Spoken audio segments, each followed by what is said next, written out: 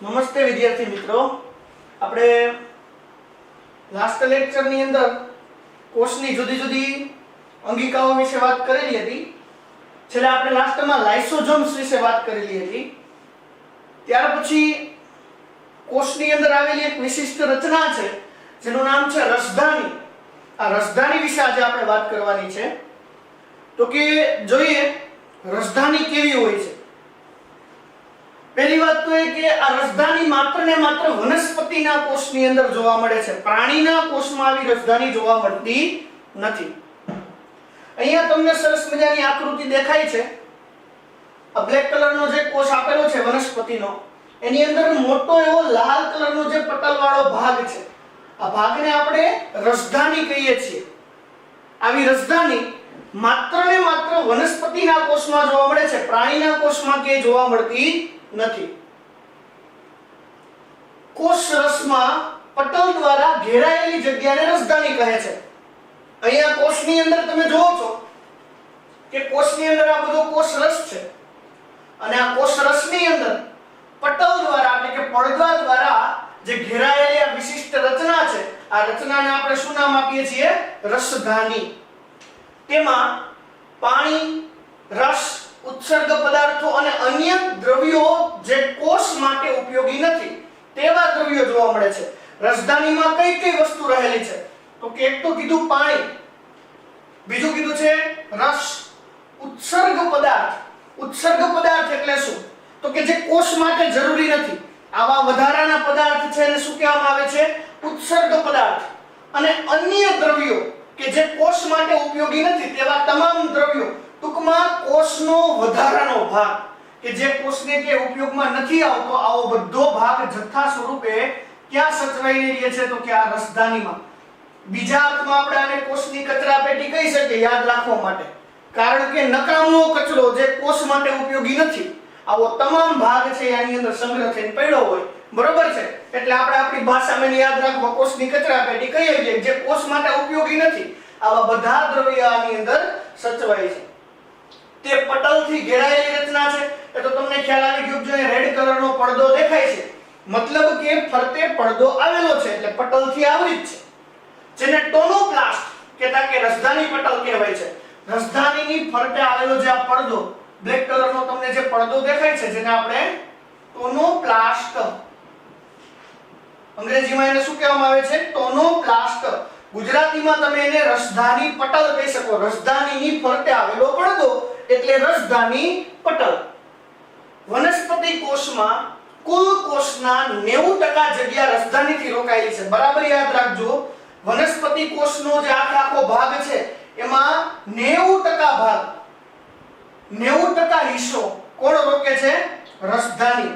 સમજો બરાબર. એમસીક્યુ માં પૂછાય એવો પ્રશ્ન છે કે વનસ્પતિના કોષમાં રસધાની કેટલા ટકા ભાગ રોકે છે? તો કે 90%. અથવા તો 90% ભાગ કઈ અંગિકા રોકે છે? તો કે રસધાની. બીજો એવો એમસીક્યુ ની કે રસધાનીના ફરતે આવેલા પડદાને શું કહેવાય?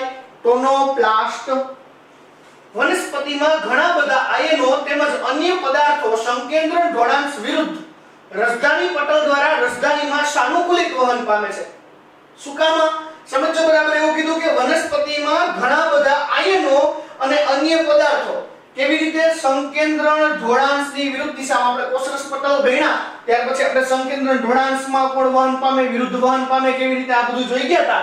તો સંકેન્દ્રણ ઢોળાંશ વિરુદ્ધ દિશામાં છે એટલે રસધાનીના પટલની અંદર જે થાય છે એ વહનને કેવું વહન કીધું છે? સાનુકૂલિત. કારણ કે સંકેન્દ્રણ ઢોળાંશની વિરુદ્ધ દિશા કીધી છે.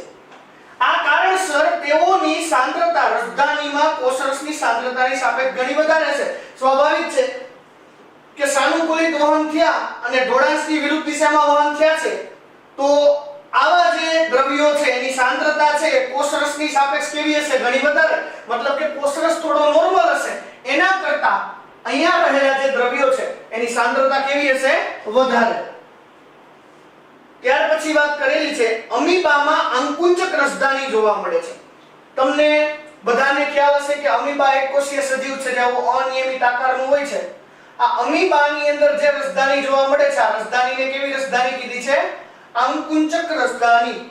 જે આશ્રુતિ નિયમન અને ઉત્સર્જન માટે મહત્વપૂર્ણ છે. અમીબાની આ અંકુચક રસધાની શેમાં મદદ કરે છે? તો કે અમીબાના શરીરની આશ્રુતિનું નિયમન કરવાનું અને અમીબાના શરીરના વધારાના પદાર્થોનું ઉત્સર્જન કરવામાં, મતલબ કે નકામા કચરાને ત્યાગ કરવામાં અને પાણીનું બેલેન્સ જાળવીને આશ્રુતિ જાળવવામાં અમીબાની અંકુચક રસધાની શું કરે છે? મદદ. આ સિવાય એવું કીધું છે કે ઘણા બધા કોષો જેવા કે પ્રોટિસ્ટામાં અન્નધાનીનું નિર્માણ ખાદ્ય પદાર્થોના ગ્રહણ કરવા માટે થાય છે. તમે ધોરણ 10 માં ભણી ગયા છો કે પ્રોટિસ્ટા વર્ગના જે સજીવો છે એના શરીરની અંદર અન્નધાની જોવા મળે છે અને અન્નધાનીનું નિર્માણ શું કામ થાય? તો કે ખાદ્ય પદાર્થોના ગ્રહણ કરવા માટે. ખાદ્ય પદાર્થો છે બધા અન્નધાનીની અંદર જાય અને પછી એનું શું થાય છે? પાચન થાય છે.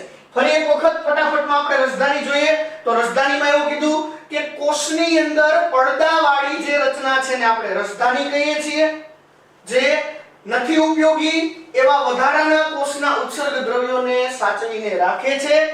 ત્યાર પછી એના ફરતેના પડદાને ટોનોપ્લાસ્ટ અથવા તો રસધાની પટલ કહેવામાં આવે છે. એમસીક્યુ માં નીકળે એવો ભાગ કે કોષનો 90% ભાગ જથ્થો તે પોતે રોકે છે. સંકેન્દ્ર ઢોળાસની વિરુદ્ધ વહન થાય એટલે સાનુકૂલિત વહન છે.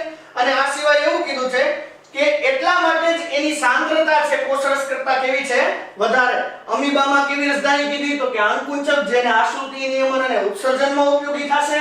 અને પ્રોટિસ્ટા વર્ગના જે બધા પ્રાણીઓ છે એની અંદર અન્નધાની હોય, જેને શેમાં મદદ કરે છે? તો કે ભાઈ ખાદ્ય પદાર્થોના ગ્રહણ કરવા માટે. બરોબર છે? ક્લિયર? ત્યાર પછીનો નવો પોઈન્ટ છે કણાભ સૂત્ર. જો એ કણાભ સૂત્ર કોને કહેવામાં આવે છે?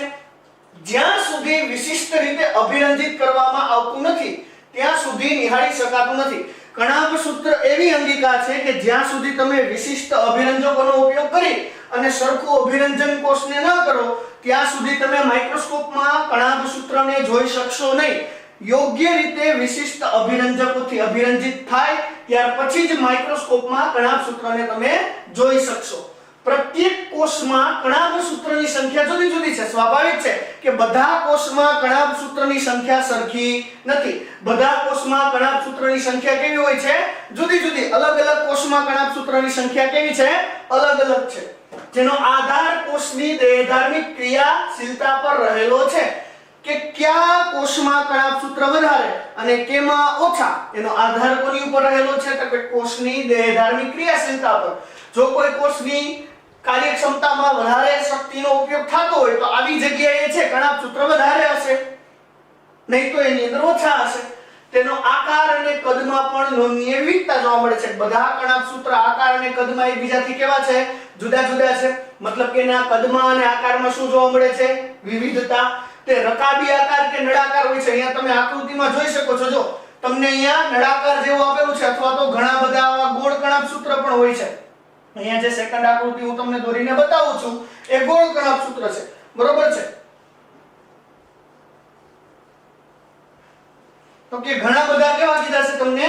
રકાબી આકારના. અને ઘણા બધા કેવા કીધા છે? નળાકાર હોય છે. જે 0.2 થી 1.0 માઇક્રોમીટર સરેરાશ 0.5 માઇક્રોમીટર વ્યાસ ધરાવે છે. કણાભ સૂત્રનો વ્યાસ તમને એમસીક્યુ માં પૂછે તો કેટલો કીધો છે? 0.2 થી 1.0 માઇક્રોમીટર. બેનો સરેરાશ લ્યો તો કેટલો કીધો છે? 0.5 માઇક્રોમીટર. જો તમને સરેરાશ પૂછે તો 0.5 અને એમનેમ સાદી રીતે પૂછે વ્યાસ તો 0.2 થી 1.0 માઇક્રોમીટર. જો વ્યાસની વાત છે અને એની લંબાઈ કેટલી છે? તો કે 1.0 થી 4.1 માઇક્રોમીટર. કણાભ સૂત્રની લંબાઈ કેટલી કીધી?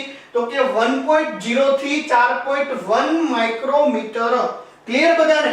જોજો બરાબર. વ્યાસ પૂછે તો વ્યાસ જ જવાબમાં લખજો ને લંબાઈ પૂછે તો લંબાઈ. ત્યાર પછી કીધું છે દરેક કણાભ સૂત્ર બેવડી પટલમય રચના ધરાવે છે. બેવડી એટલે હું બે કોથળી દારૂની મારી દે એવું નહીં. એવું નહીં. બેવડી એટલે બે પડ વાળી રચના ધરાવે છે.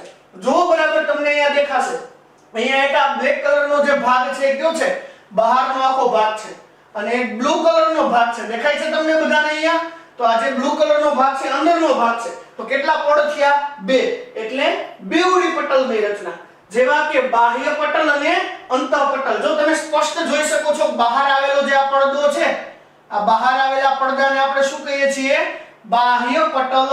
જ્યારે તમને બ્લુ કલરનો અંદર ભાગ દેખાય છે એને શું કહેવામાં આવે છે? અંતઃપટલ. આકૃતિ વ્યવસ્થિત જોવો એટલે તમને ખ્યાલ આવી જશે કે બહાર આવેલા પડદાને બાહ્ય પટલ, અંદર આવેલા પડદાને અંતઃપટલ કહેવામાં આવે છે.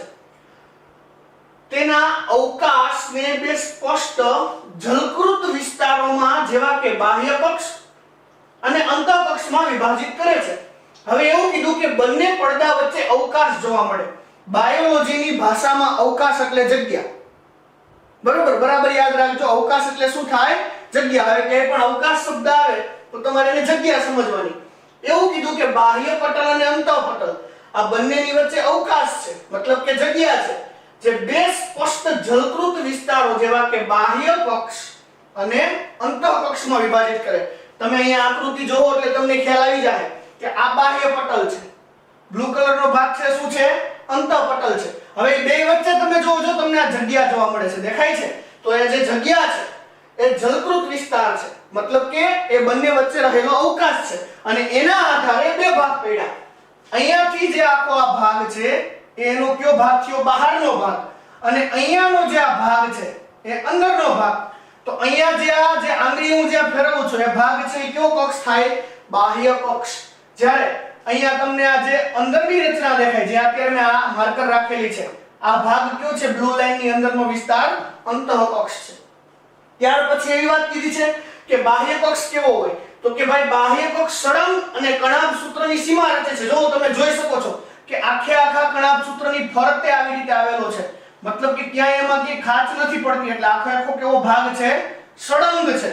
અને સળંગ છે એટલે કણાભ સૂત્રની આખે આખી સીમા રચી દે છે. આખે આખો ભાગ સળંગ છે, વચ્ચે ક્યાંય કાપો કે એવો ભાગ પડતો નથી. જ્યારે અંતઃપક્ષ ની વચ્ચે રહેલા ભાગને આધારક અથવા તો મેટ્રિક્સ કહે છે. અંતઃપક્ષની વચ્ચેનો ભાગ જે જગ્યા દેખાય ને એ ભાગને શું કહેવામાં આવે છે? આધારક. જો અહીંયાથી એરો મારીને બતાવું છું તમને, આધારક. બરોબર છે? આ અહીંયા વચ્ચે રહેલો જે આ વિસ્તાર છે, અંતઃપક્ષની વચ્ચે રહેલો જે અમે ટપકા કર્યા એ બધો વિસ્તાર છે એને શું કહેવામાં આવે છે? આધારક અથવા તો અંગ્રેજીમાં મેટ્રિક્સ કહેવામાં આવે છે. અંતઃપડ આધારક બાજુ અંતર્વલનથી અનેક પ્રવર્ધો રચે છે. જો અંતઃપડ છે, અંતઃપટલ, આમ જો અંદર આવી રીતે આંગળીની જેમ પ્રવર્ધો રહી છે. જો બહારનું પડ આમ આખું રાઉન્ડ જેવું સિંગલ છે એવી રીતે નથી, અહીંયા ક્યાંક આમ કાપા પડે છે. જોયા તમે? બરોબર. તો આ જે અંતર્વલનથી અનેક પ્રવર્ધ રચે છે, આ પ્રવર્ધને આપણે ક્રિસ્ટી કહીએ છીએ. શું કહીએ છીએ? ક્રિસ્ટી. જો તમે દેખાય છે બધાને? બરોબર. જો બરાબર અહીંયા ધ્યાન રાખજો. જો આ માર્કર ફેરવું છું, અહીંથી આ પડ આમ આવતું હતું આખું, તો હનન કરતું આવી રીતે અંદર વયું ગયું. વળી પાછું અહીંથી બહાર નીકળું, વળી પાછું અહીંયા હું આમ સ્પીડ બ્રેકર આવી ગયો ગાડીમાં, ઉચક નીચક. તો આજે વચ્ચે આવી રીતે આમ ઘોકા લઈ ગયા અને આવી રીતે વળાંકવાળો ભાગ જે થયો એને આપણે શું કહીએ છીએ? ક્રિસ્ટી. શું કહીએ છીએ? ક્રિસ્ટી. ક્રિસમસ ટ્રી નહીં, બરાબર યાદ રાખજો, ક્રિસ્ટી. ફરીથી એક વખત, બાહ્ય પડ છે આખું સળંગ છે, જ્યારે અંતઃપડ છે વચ્ચે ક્યાંક આવા પ્રવર્ધો ધરાવે છે અને આ પ્રવર્ધવાળા ભાગને આપણે ક્રિસ્ટી કહીએ છીએ. ક્રિસ્ટી તેના સપાટીય ક્ષેત્રફળમાં વધારો કરે. ક્રિસ્ટી શું કામ પડે? તો કે ભાઈ એના સપાટીય ક્ષેત્રફળમાં વધારો થાય. તમે જુઓ, સીધું ખાલી આમ ગોળ કરી નાખો તો એટલો ભાગ જ થયો. એની જગ્યાએ તમે આમ વાળી નાખો, આમ મોટું ગોળ ગોઠવો તો એનો વડેલા ભાગી ખુલે તો કેવડું લાંબુ ભાગ થાય. તો આવી રીતે જે એના વડેલા ભાગ આમ છે એ બધા શું કરશે? તો કે એના સપાટી ક્ષેત્રફળમાં શું કરાવશે? વધારો કરાવશે. કણાભ સૂત્રમાં અને તેના પટલોમાં તેના કાર્યો સંબંધિત ઉત્સેચકો જોવા મળે છે, જે તેના કાર્ય સંબંધિત છે.